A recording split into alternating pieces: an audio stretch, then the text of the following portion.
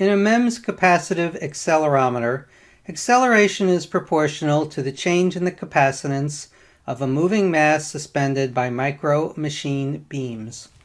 These sensors exhibit high accuracy, excellent stability, low power dissipation, and easy integration into embedded circuits.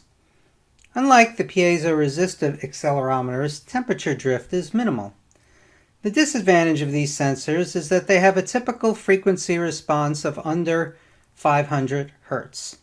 The limiting factor is the low stiffness of the beams relative to the mass, which leads to a relatively low natural frequency. The image on the left is a 3D model of a capacitive accelerometer. It consists of a proof mass divided into sections, 64 pair of capacitive sensing fingers, and 4 folded springs that connect the proof mass to the substrate. The springs are folded in order to reduce the size of the device. An SEM image of the sensor is shown in the photo on the right. The proof mass oscillates in the Y direction, up and down on the page. As the proof mass moves, the capacitive sensing fingers connected to them move in between the static fingers. These static fingers are in turn connected to capacitive electrodes. Displacement of the proof mass is linearly proportional to the changes in distance between the sensing fingers and the static fingers. This change in distance causes a change in capacitance at each of the electrodes as shown in the diagram.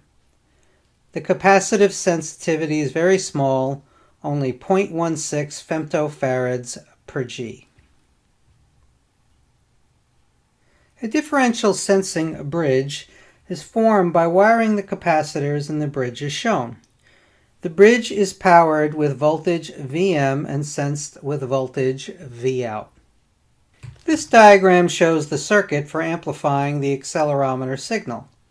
The small millivolt signal goes through charge amplification, signal conditioning, demodulation, and low-pass filtering before it is presented to the sigma delta ADC. The serial bit stream from the ADC is then passed to a FIFO buffer, which converts the serial signal into a parallel data stream. This stream is output to a processor via I2C or SPI.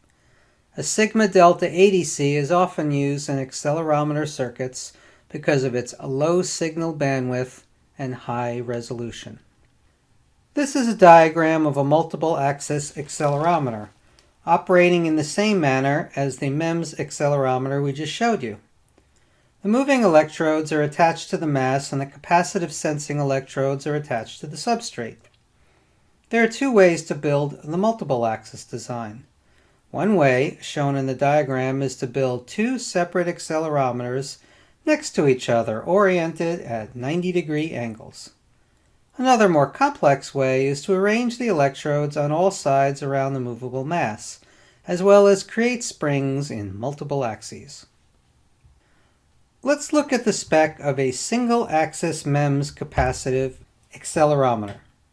Its dynamic range is only 10 Gs, much lower than the piezoelectric or piezo-resistive accelerometers. The temperature range is similar to the piezo-resistive model. The 0G voltage is a new term for us. It specifies the range of voltages that can be expected at output under 0G acceleration. It is non-zero simply because the difference in capacitance of the electrodes is still a finite value even when the sensor is not moving. The sensitivity ranges from 194 millivolts per G to 206 millivolts per G, which are much bigger numbers than you get with other types of accelerometers. Notice the definition for sensitivity, which occurs at 1 G of acceleration.